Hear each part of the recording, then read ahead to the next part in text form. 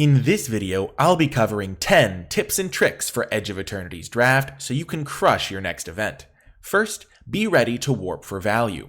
Warp is a mechanic found on cards like Weftblade Enhancer, where instead of casting them for their normal cost, in this case 5 into white, you can cast them for their warp cost, in this case 2 into white, and the creature comes into play and then leaves play on your next end step, and then you can cast it later from exile. Now, primarily warp is used as a way to spend your mana and do something and have some sort of impact when you can't actually cast the full version of the card. So in the early turns of the game, if you don't have something to do for 3 mana, then you can use Weftblade Enhancer's warp mode.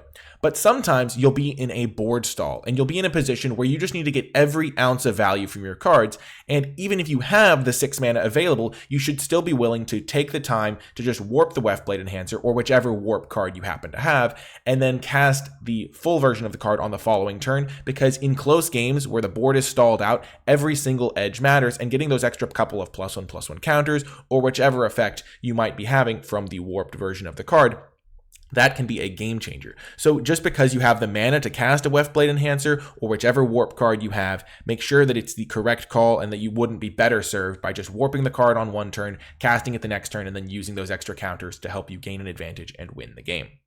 The next tip, warped creatures are great stationers.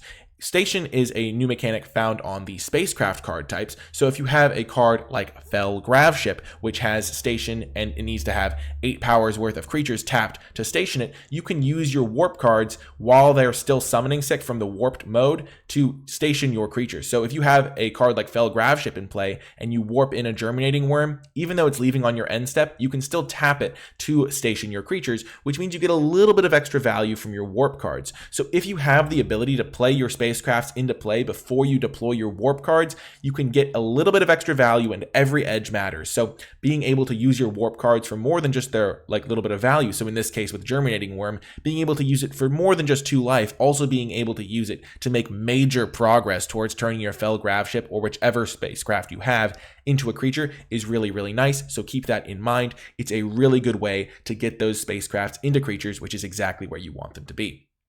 The next tip, overstationing your spacecrafts can be helpful. Now, we already covered spacecrafts a little bit, but one of the main things of the card is that once they get to their number, so in the case of Wormwall Sweeper, 4+, they become a creature. And you don't get a huge extra benefit from getting more counters onto the creature. It's not like they get extra power or extra toughness or anything like that. But there are cards in the set like Mechan Navigator that reward you for just consistently being able to tap them. So Mechan Navigator, when it becomes tapped, you draw a card and then discard a card, which is very powerful in the late game where you don't need lands or things like that, or you're digging for a removal spell, or anytime drawing and discarding is just usually very useful. And so if you have a Wormwall Sweeper in play, then Mechan Navigator can continue stationing it even after you've gotten to that 4+ number, and just use it as a way to essentially tap your Mechan Navigator without having to put it into combat where it might have to trade off. Your opponent just has a 3/3 or something like that. So keep in mind you can overstation your spacecrafts, and that can be a very helpful way to continue getting value out of your creatures that care about being tapped.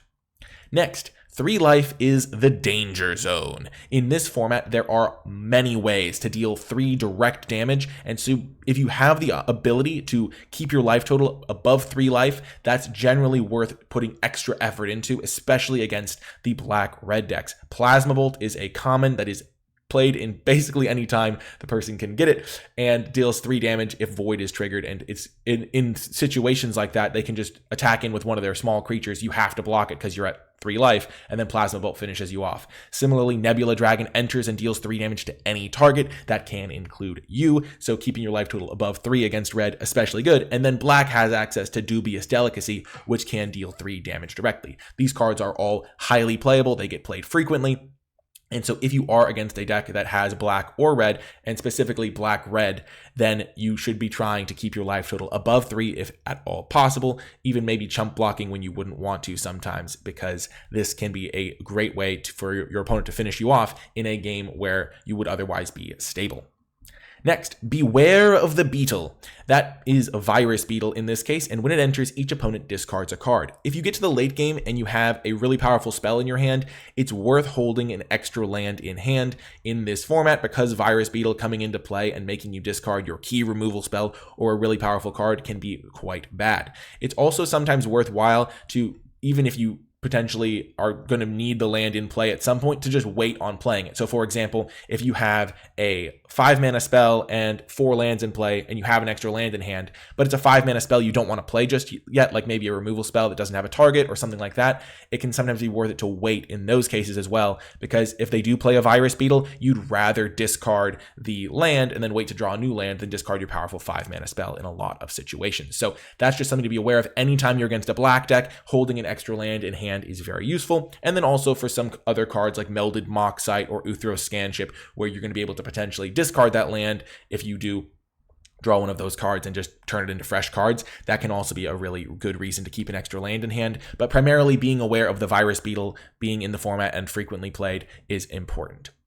Next, landers make expensive spells more castable. So the lander tokens in this format are artifacts that you can spend 2 mana, tap them, sacrifice them to search for a basic land and put it into play tapped. And there are a bunch of playable 7-drops as a result. So normally in a typical limited format, you'd have to put dedicated ramp into your deck, and you'd want, in order to play 7-drops consistently, because getting to 7 mana is really hard and limited, because it's not just, oh, I play a land every turn until turn 7, because by that point in the game, you've often run out of lands in hand. So you have to wait a few turns to draw your 5th land, and wait a few turns to draw your 6th land, and wait a few turns to draw your 7th land. So it's not just, oh, on turn 7 I'm casting my 7-drop. It's usually like turn 9 or 10 that you're casting your 7-drops, which sometimes your opponent has run you over by then. But a card like Mouth of the Storm or Glacier Godmaw, these mana intensive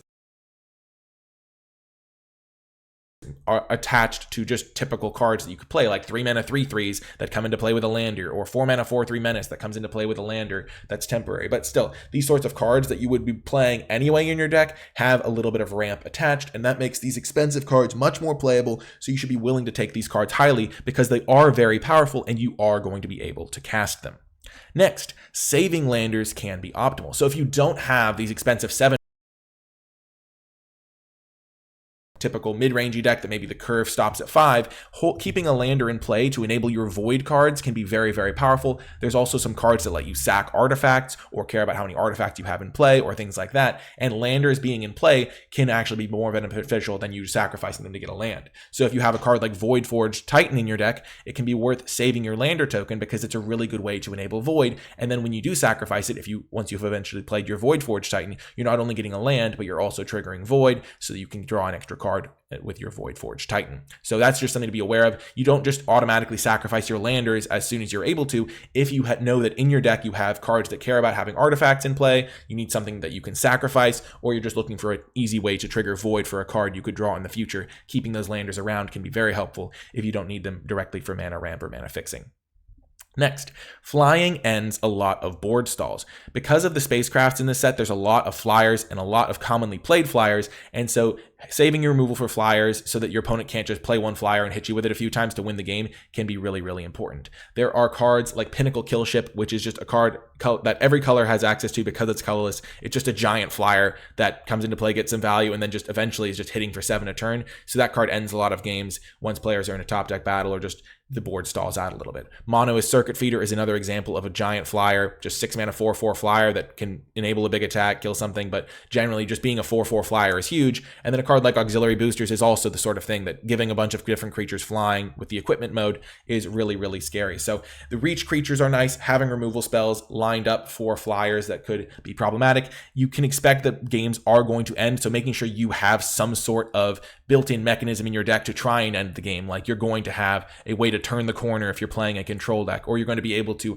attack aggressively with your aggro decks, making sure you have some sort of plan to end the game, because if you don't, the game's going to stall out, and then a lot of players are going to be able to end the game with flyers, so the games aren't just going to drag on forever.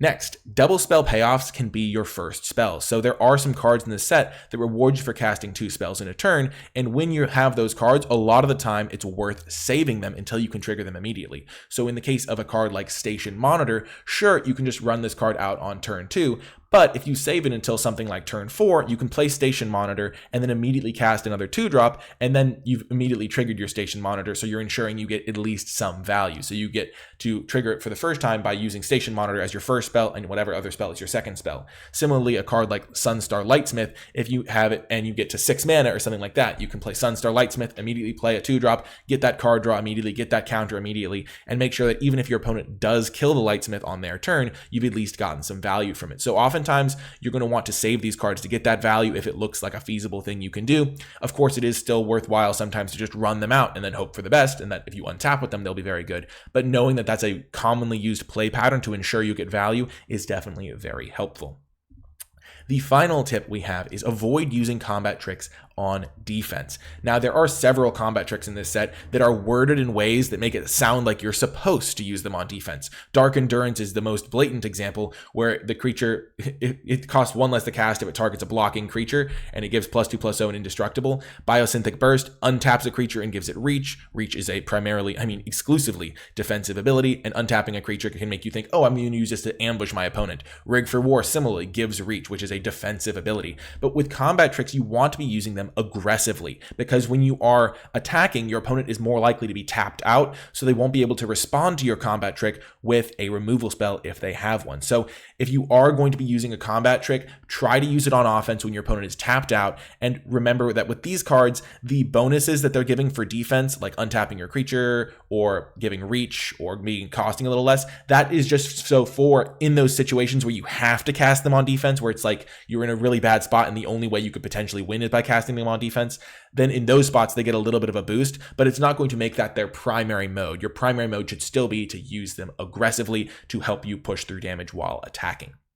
That's going to do it for this video, though. I hope you enjoyed it. If you made it to the end, leave hashtag 10tips in the comment section down below. That's going to do it for this one, though. I hope you enjoyed it, and I'll talk to you next time.